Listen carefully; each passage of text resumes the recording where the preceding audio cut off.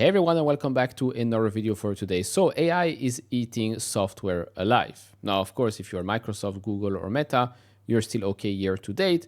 But if you are a Salesforce, an Adobe, a ServiceNow, an Accenture, for example, you are not doing well year to date. This is year to date performance. Even if we look at the year over year performance, Adobe is still down 37%, Salesforce down 6.4%, Accenture down 23.7%, ServiceNow only up 5.3%. And over the past 3 months, of course, the performance of a lot of these stocks, this even includes cybersecurity. I did a specific video about cybersecurity stocks that will be in the top right corner. But let's talk a little bit more about Adobe. In this video, I will also show you a couple of charts from ServiceNow and Salesforce as well. But let's talk a little bit about Adobe. Too cheap to ignore, or maybe it is a value trap. All of that in this video. Hit all the buttons, would really appreciate that. And if you want to support me even further, do check out the link down in the description and in the pinned comment to the top 10 best stocks to buy now, or go to fool.com/couchinvestor. Thank you very much. So if we look at Adobe right now, it's a company worth $150 billion or so, stock-wise $351 per share. Drawdown over the past, from the highs 5 years or so ago, we're now experiencing a 49% drawdown. Over the past year, that is down 40%. Now, is it an expensive stock to buy? Is it even a stock that grows? Well, valuation-wise, you cannot tell me that this is an expensive stock. Trailing 12 months or next 12 months, right? PE-wise, trailing PE 23.1 times, forward PE 16.5 times. Not that expensive. Price to earnings to grow at 2. So, okay, a bit more expensive than some other names. But other than that, this is still a company that's expected to grow revenue closer to 10% compounded for the next 2 years, and EPS at 12%. Margin-wise, incredible. Gross profit margin, 82.9%. EBITDA margin, 39.3%. Operating margin, 36.7%. Net, 30.4%. And free cash flow margin of 41.8%. To destroy a business like this, a lot of bad things need to happen. Now, of course, Adobe, if they do see that they're getting attacked left, right, and center, they can defend themselves. And when they do, you will probably notice that margins will come down. But so far, that is not the case. Now, what can go wrong is, of course, Adobe being asleep at the wheel, them not innovating fast enough, and AI taking over. Right? This has been the bear case surrounding Adobe, with all of the price target downgrades and cuts and all of that, although the average analyst price target still sits $130 higher than the price we're at today. But this is, of course, mainly driven also by price drive sentiment, right? When you see a lot of price target downgrades, usually it's because the price of the stock is much lower than the previous time they released a note. It's always interesting to hear the rationale behind it, but usually, especially when the business has shown us very little cracks over the past couple of quarters, usually that's the case, right? If we look here at Adobe revenue-wise, can you see where the cracks are over the last couple of years? You can't. I'll even zoom in for the last, let's say, 5 years or so with the last 12 months. It still grows, right? Revenue still goes up. Might not be growing as fast as before, but this is still, for the last 5 years, compounded growth 13%. You might tell me, yeah, but that's just revenue. What about free cash flow? Well, free cash flow, of course, you have here that hit from, the failed Figma acquisition, but free cash flow has also grown nicely and has actually, of course, accelerated since that dip right here. But if we look at what's expected to happen over the next coming fiscal years, free cash flow wise, still double-digit growth every single fiscal year. And so the question now is pretty simple. Do you believe that buying Adobe today is cheap enough, even with the potential associated risks, or not? Because if I go and show you the AI is killing software narrative, I can show you Salesforce growth over the past, almost 20 years. But of course, you can see the growth over the past couple of years. I can show you the same here with ServiceNow. I can show you the same here with HubSpot, and then with Adobe. Now, there is a very, very good investor out there, Dev Kantesaria, that did write this, not today, although it did pop up on my feed 2 days or so ago.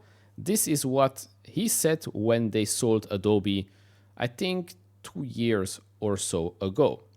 We look for businesses with sustainable quality over a long time frame. In the case of Adobe, we became concerned about its market position in photo and video editing, where it's a market leader with over 30 million Creative Cloud users. At the lower end, they are being attacked by companies like Canva, which has 170 million active users and a private valuation of $25 billion. Of course, again, like I said, this was around 2 years ago. How do I know this? Well, because yesterday this was released, Canva has kicked off an employee stock sale valuing the design software company at $42 billion, up more than 30% from $32 billion last year. The firm recorded more than $3.3 billion in annualized sales and now has over 240 million monthly active users, so quite a lot more than when he wrote this note. I'll touch a little bit more on the Canva Figma side of all of it. Continuing here on his note and more comments on Canva from him, it offers a more user-friendly experience for basic tasks such as presentations and logos. By the way, this is in Canva. I use Canva each and every day. And of course, Canva plans to move upstream to enterprise customers, angling to go after Adobe's core user base. More worrisome is the threat from artificial intelligence. Generative AI is becoming exponentially more powerful each year. Today, you can create amazing images and video using AI engines such as DALL-E and Midjourney, and of course ChatGPT, Grok, Gemini, you name it. In the future, you may see entire commercials and movies made with AI alone. I do believe that eToro's commercial is entirely made by AI. Of course, it might still be edited with the help of Adobe. They say here, for now, this actually helps demand for Adobe, as the initial AI images and videos still need to be edited using the company's sophisticated software tools. Over the long term, however, we see a future where Adobe is rendered obsolete except for high-end use cases. The shares have risen since we sold, well, they're actually down now since they sold, but that's unimportant to us. If we have serious concerns about the business model, even if the impacts are many years away, we look to put our investment dollars elsewhere. And for those that are unaware, the portfolio here is only 9 stocks, portfolio value of $4.5 billion. And as you can see, only super high quality names here. Might be very boring businesses for a lot of us, but you cannot say that these are not high quality businesses. Now, all that said, I do have a question. If we say that AI can be a threat and will destroy Adobe's business, why can't we say the same about Canva? Why can't we say the same about Figma? And the same is actually being said about GitLab already, right? Because if AI is a threat to a huge business and ecosystem like Adobe, I would assume that it will also be a threat to a business like Canva and Figma, which are much smaller. Of course, again, it's not direct apples to apples comparison, but you understand where I'm going with this. Why does Canva and Figma get such a high premium compared to Adobe? Yes, they are growing faster, but they're definitely not as profitable as an Adobe. So in today's market where Adobe does get hit a lot, how does it make sense that a Canva and a Figma, where yes, AI does help their business, just like AI helps Adobe's business, but in the market sense, AI destroys Adobe's business, but it does not destroy Canva's and Figma's business? I find that quite strange. And so if we look here at Canva, $3.3 billion annualized, market cap $42 billion, price to sales 12.7 times. I don't know the margins. I don't know how profitable they are. We'll find out once they go public. Adobe, $23 billion in revenue last 12 months, market cap $150 billion, and so price to sales 6.5 times. We know their margins. GitLab, $804 million last 12 months in sales, market cap $7.2 billion, price to sales 9 times. Figma, sales $820 million last 12 months, market cap $36 billion, price to sales ratio 43 times. But with Figma, we know their margins, we also know their growth rates because now they are a publicly traded company, but still 43 times sales. How does that make any sense? So you can say, you know what? Canva, Figma, amazing businesses, growing very, very fast, potentially also taking market share. And that's why they deserve a higher premium. No problem with that. The problem here is that if you're giving them a high premium and you're not thinking about AI potentially destroying also their businesses, then Adobe here at these prices does not make much sense, especially not with these types of margins. Like I said, a business that is under attack, under threat, will try to defend itself. And so when you try to defend yourself, you're probably going to, well, lose some margins. This has not happened, right? The gross profit margin has gone up. Free cash flow margin has gone up as well. This is basically the hit, the $1 billion hit. This is all last 12 months, the $1 billion hit that they had to pay for the failed Figma acquisition. Now, the same here can be said about a Salesforce. I do still believe that Salesforce is cheap.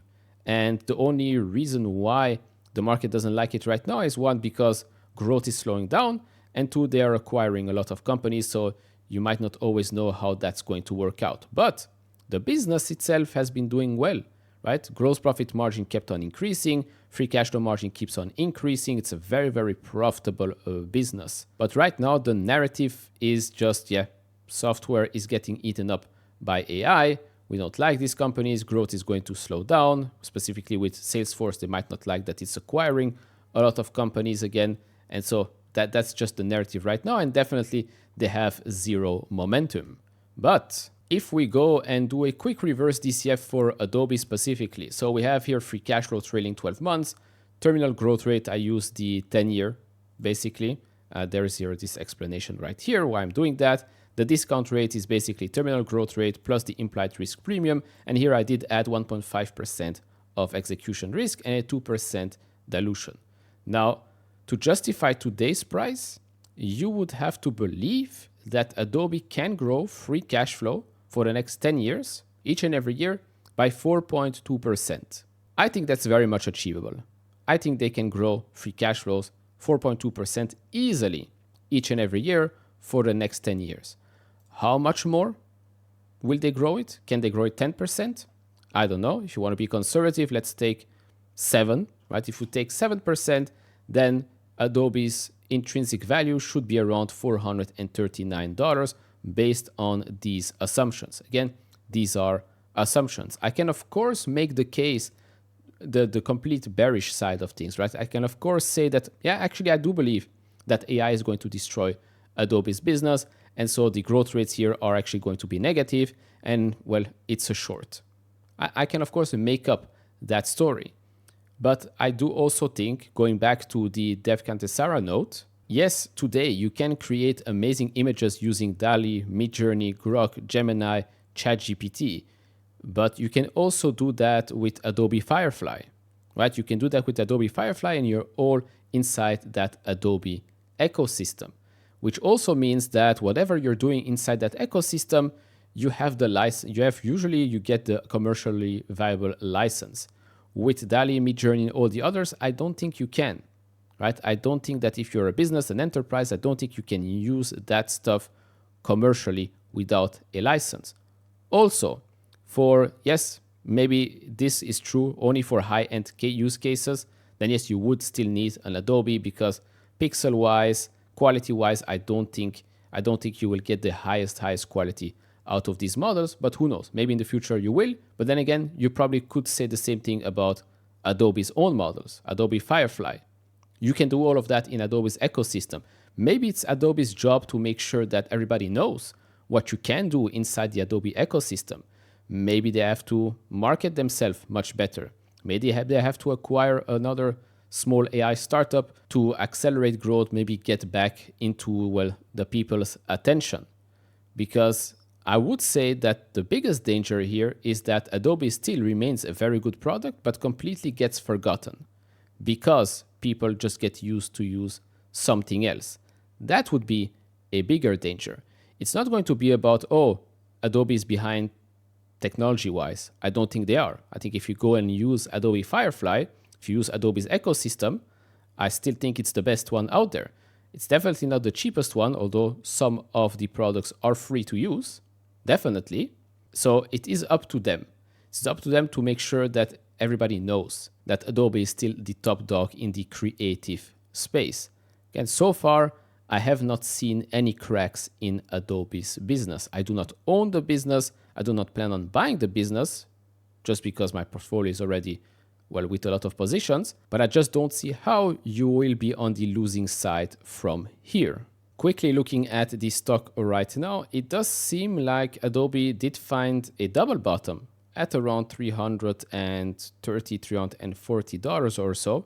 Could this be the rebound area? Remains to be seen. They're yet to report their quarterly figures.